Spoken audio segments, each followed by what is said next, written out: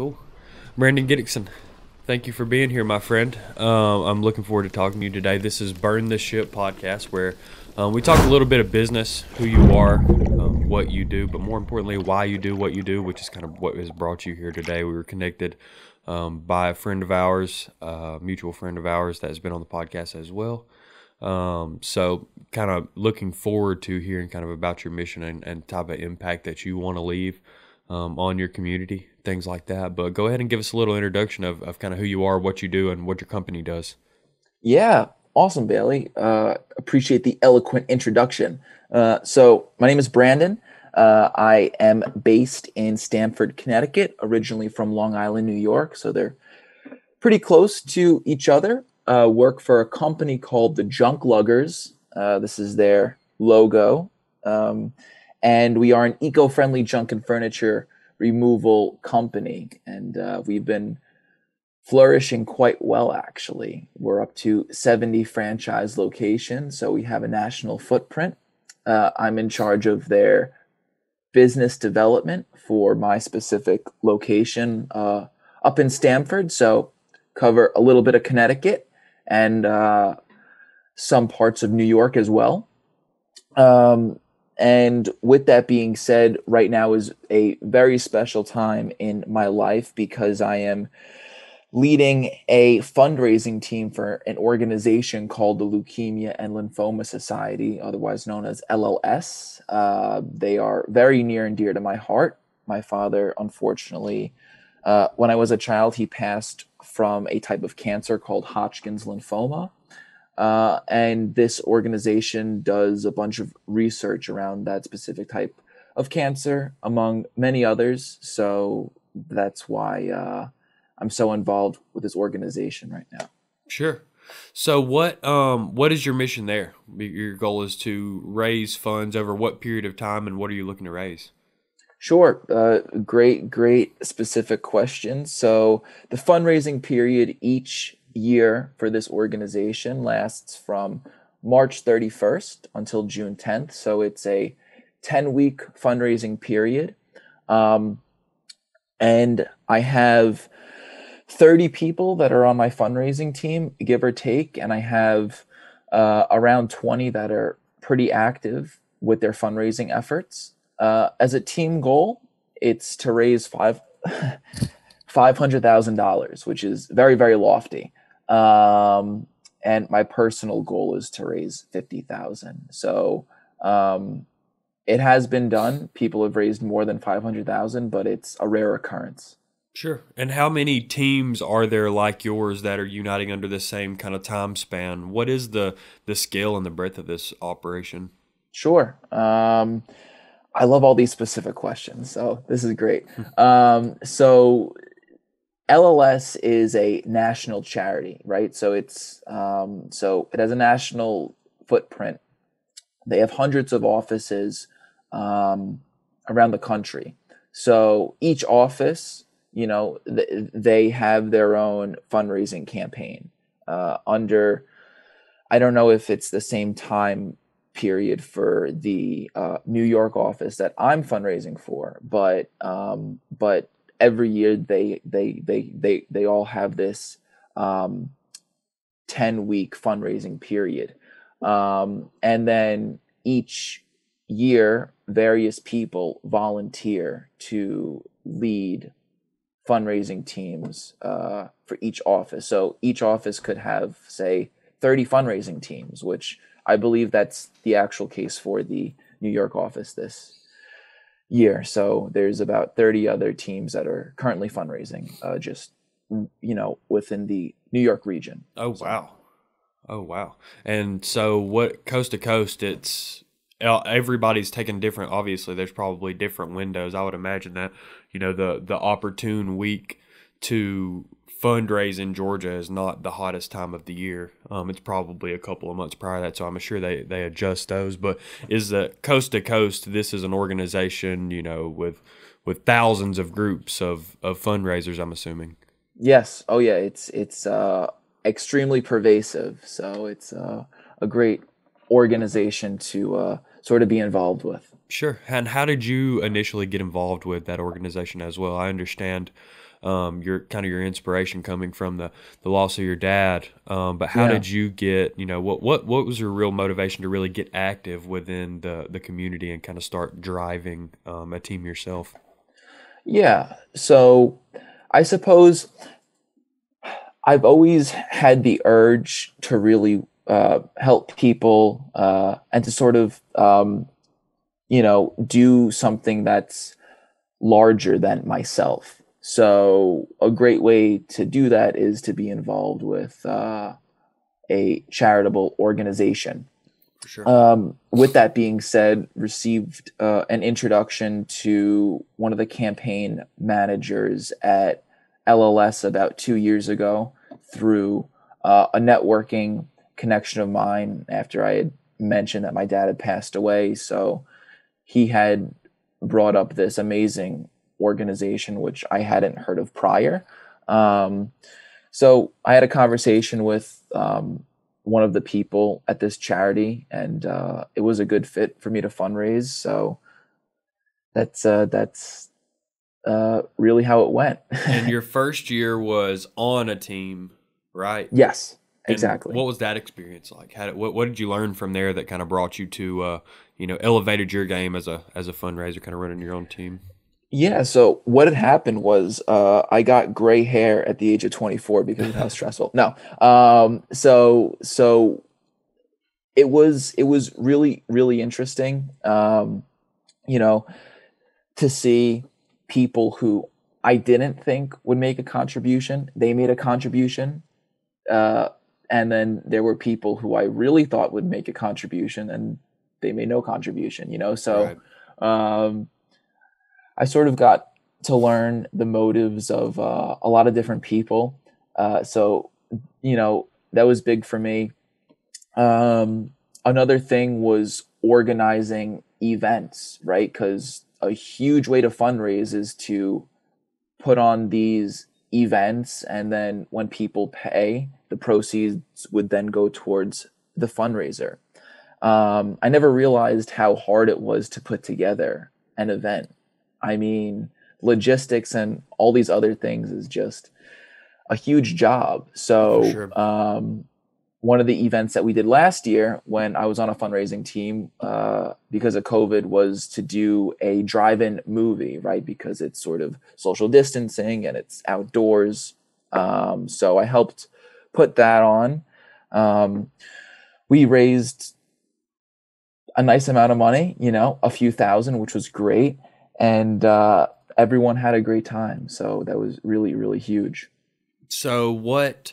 So with the skills that you took from that first year of fundraising, as well as your obvious knack for networking and business development and talking to people, what is the plan of attack for this year for fundraising? Obviously, speaking engagements like this and whatever value we can bring you seem to be, at some point in the queue. But where are you guys kind of, are you guys doing more events this year? Is there anything else, specific dates that we can shout out for people within your area or your community to get involved with as well?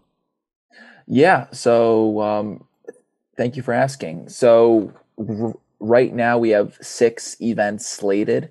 We have a local event here on Sunday here on Long Island. Um, Another one in May. Um, and then we actually have a virtual event, which we haven't launched that yet, but it's on the 19th. So it'll be a networking event through this platform called Virtual United. So it's sort of like a virtual trade show platform. So Oh, it's like wow. Zoom on steroids. It's one of the coolest things ever. We're asking people to make a contribution, whatever they feel comfortable, and you'll get to meet a lot of great people. And I will get arthritis blasting out this event on social media, right? Because you could be anywhere in the country, you could attend, you can meet a lot of great people, and especially if you have a business where you aren't sort of locked in by a certain territory and Sure. you can prospect for clients nationally, it's a no-brainer to attend, right? Um, that'll be huge, and that's on May 19th. Okay, cool.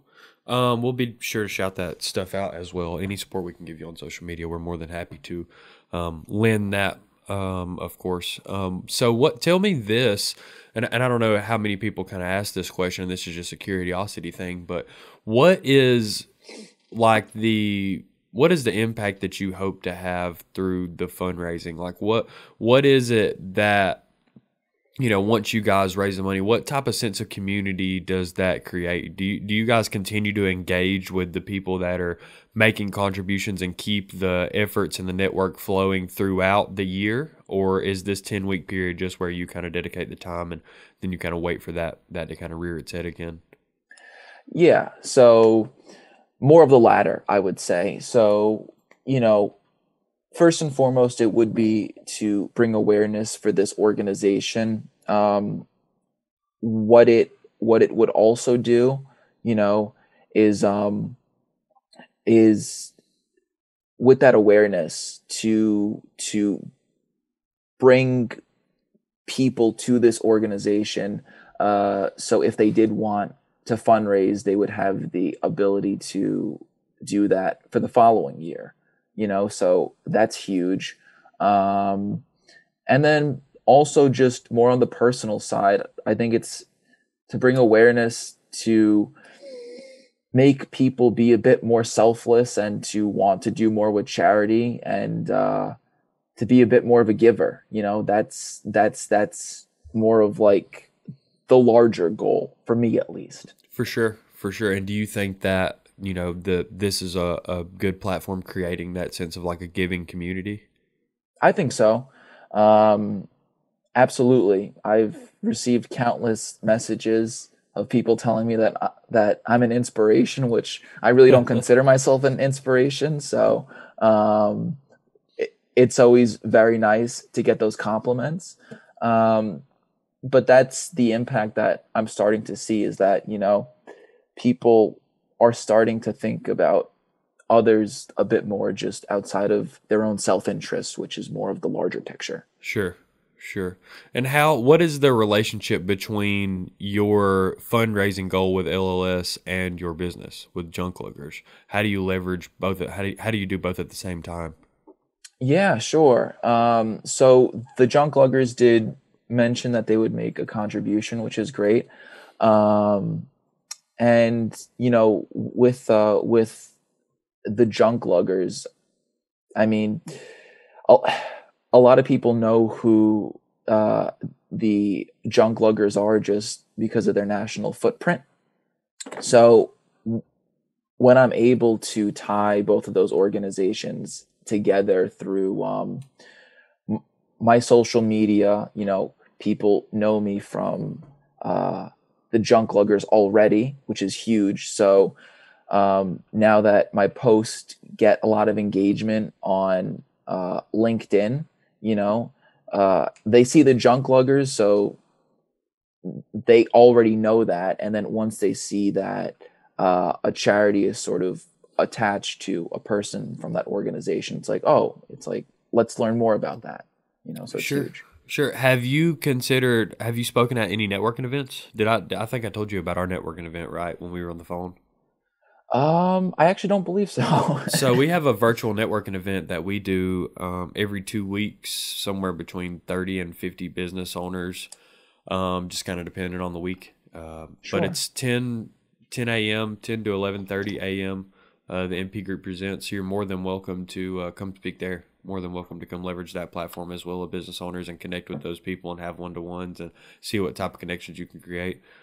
It's been good, and the thing is that there's no way to really cut the line there. There's no way to pay money and get speaking time. There's no way to, be a sponsor and get credibility. It's like we've never done that. You have to come there and spend the time there and meet the people in the room and get them to like you, but it's true networking. It's not like you can, paying money for business. You can't cut a check to have people in our room sign up for you. They're pretty straightforward, but they're always looking to refer. They do a good job. We appreciate them. Yeah, and I'd be more than happy to connect you on that platform as well and let you kind of deliver your message there. That would be amazing. Sure. Thank you. How else can we help you? What else are you looking for? What other kind of connections are you looking for? Yeah. So I guess this would be more of a specific ask because my territory with the Junkluggers is based up in Connecticut and part of New York as well. Would love to meet some people on the in that territory to expand the brand there and just to gain more brand awareness and to meet some great connections there as well. Sure. Sure. That's huge. And then also just to help each other engage with each other on LinkedIn. Like that's a huge platform for me, and I know especially for podcasts, for Right. example. If I'm engaging on your posts and liking, commenting, and sharing, and spreading what you have with my network, Right. it really helps amplify your reach as Yeah, well. for sure. The algorithm definitely bodes well. We've actually been, I'll talk to you more about that as well, kind of once Yeah. we get off here. I've been using some tips and tricks for LinkedIn for a while, that have really expanded my reach as well. That might be interesting to you, but that I'm excited about it. I mean, what I want to know, more about how we can continue to be a part of what you guys are doing on a revolving basis. Obviously, want to support you guys and your small business with anything that we can do, any resources that we can deliver from a networking or connections perspective. But LLS, I think, is something inspiring. I think it's something, and especially the way that you deliver your message is so consistent. Yeah. And so I appreciate you. I appreciate you coming on today and sharing your message with us. But tell us a little bit more about you. Tell us what you like to do, what you do in your free time, what you enjoy. Well, when I'm not fundraising, because it takes a lot of time. For sure. It takes a lot of time, but I love to ski. Skiing is huge for me. I'm not the best at it. I'm pretty good, right? So I don't fall down. So, and I love to play ping pong. Ping pong, I'm so passionate about. Um, my dad, prior to his passing, he was a tennis instructor. So he was actually ranked 44 in the country, Oh, wow. extremely skilled at what he did. Um, Tennis, unfortunately, is not my strong suit, but a sort of close cousin would be to play Yeah, ping pong. sure. So when you do come to the Connecticut area, we'll certainly have to play ping pong. Sure. I'm pretty good at ping pong. Really? I'm pretty good at ping pong. I'm pretty good at tennis. I did the same thing. I played tennis in high school, and really it was to improve my footwork. Tennis is really footwork heavy. And I thoroughly enjoyed tennis because I'm very long. Like you can't really tell on camera, but I'm like 6'5". Are you Very, really? I'm yeah, yeah, 6'3". very long arms. So I understood the forehand, I understood a backhand, I understood the angle at which you serve, so I understood how to control the flight of the ball. And so when we got in college, everyone unanimously across the board pretty much is broken college. And our dorm room, Yep. our dorm hall had two really, really nice ping pong tables. It was like they skimped on everything else they could in this place to invest in two really nice, heavy duty ping pong tables that were going to last all year. And that was all we had, two ping pong tables and a foosball table that was broken half the time. And so we would go, and you could play it at any time. So we didn't have money to go out. We partied, but we weren't the craziest people when I was in college. School's hard, especially when you don't got a lot of money. For everybody that don't think people that are in college do a lot of work, it is a lot of work. So we were there and we would do all our work all day and go to class all day and then come out there and eat dinner and then like 10 o'clock start playing ping pong. We would play until 3 or 4 in the morning. And a handful of us, like the crowd was large at the beginning and then it slowly waned to like the same 6 or 8 of us playing every night that got really, really good. So yeah, I'm definitely down to play. I'm Yeah, definitely down to yeah. play. So, make sure that you're practicing because I drink coffee prior, I'm stretching, I'm listening to Tony Robbins. It's not like I'm playing at like some bar, Right. drinking a beer, you know, wearing my jeans and, just like being, so like What uh are you playing? Full tracksuit? I wouldn't say a full track suit, but but really close. you know, I mean, sweatpants, you know. Do you wear a headband? I have to now because my Nice. hair is so long. So, Nice. you know, I'm trying to go for like the Richard Branson look, you know, like the I nice mean, it's fluff. difficult to be taken seriously in like a room of competitive ping pong players with no headband. If we're keeping it real. Yeah, so now I have no choice because my hair is, you know, so flowing. So Wow. I kind of have to. Wow. Who would you say? Would you say that Randy Daytona was a big ping pong inspiration for you? Do you know who that is? I don't know who Randy Daytona is. Do you know who Randy Daytona is, Tristan? Oh my God. Who is he? Oh my God. You've got to watch this movie for me. It's called Balls of Fury. Oh, yeah. That's Randy Daytona, and it's got Christopher Walken in it, and they're awesome. They're awesome. That whole movie is awesome. The whole movie is incredible. Randy Daytona is a very inspirational ping pong figure, for sure. For sure. I don't think I'm up to his caliber yet, but soon enough. Dude, if you watch that movie, it's so outlandish the way they play ping pong.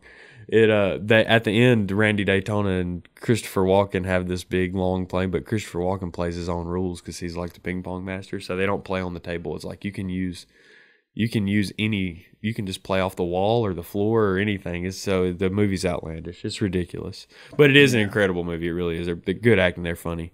Yeah, but that's cool, man. Ping pong's cool. I like that. You know, ping pong and podcasting and talking, and we'll do some. We'll definitely come up there. We'll have some fun. Yeah, absolutely. Sure. Well, cool. Anything else that we can do, we'll share. You know, send us any links and anything that you have, any information that you like. It kind of helps your pitch. Anything that's included with kind of the stuff, the information that you want to go out with the podcast, and we'll definitely link it and include it as much as we can. I'll make a video, put it on LinkedIn, and let people know kind of what you guys are up to find you and connect with you. My network's pretty responsive about that stuff, Nice. so it'll go well. And then after that, let's circle back up. Let's circle back up in a couple of weeks. Let's see how it went. I'll definitely introduce you to the owner of my company, and you can kind of tell him your mission as well. See if a contribution might be something he's interested in also. It's really nice. Yeah, no problem, man. I like you. I like what you do. I'm obviously still interested in being connected with the CEO of Junkluggers. I think that is incredible. Anybody that owns 70 locations, you know, is franchising 70 locations of one brand is something that we need to learn a branding trick or two from. So I'd love to pick his brain as well. But yeah, we'll help you out, man. We'll do everything we can. You guys have a true a mission we can stand behind. That's for sure. Speaking on behalf of all of us. So anything we can do to help, just let us know. Yeah, you're a very helpful and selfless person, and it just really goes to show the power of networking, which is huge because you don't know who you'll meet, and the power of social media, right? You know, like we've only had one phone conversation prior to this, and you know, you really want to help, so it's really a testament to who you are as a person. So I really appreciate that. Yeah, man. Thanks. I'll hook you up. I'll do what I can, and I'll be in touch. Yeah, awesome, Billy. This was a really, really good conversation. So very motivating to start the day with. Yeah, for sure. So yeah, you have my number, you have my email, you have everything else. Tell before we go, how can people find you again, just in case they're wondering? Sure. LinkedIn is the best for me, you know. Please connect with me on LinkedIn. It's just my name, Brandon Gidicsin. That's huge. I have Facebook as well. So those two platforms are really great. Especially LinkedIn. Would love to, you know, engage on your content and help you really amplify your reach and just, you know, grow your personal brand and whatnot. So sure. Well, cool. I'm looking forward to working with you in the future, my friend. Definitely going to do some incredible stuff. Awesome, Bailey. Super good chatting. Yes, sir. Talk to you soon. Okay. Thanks.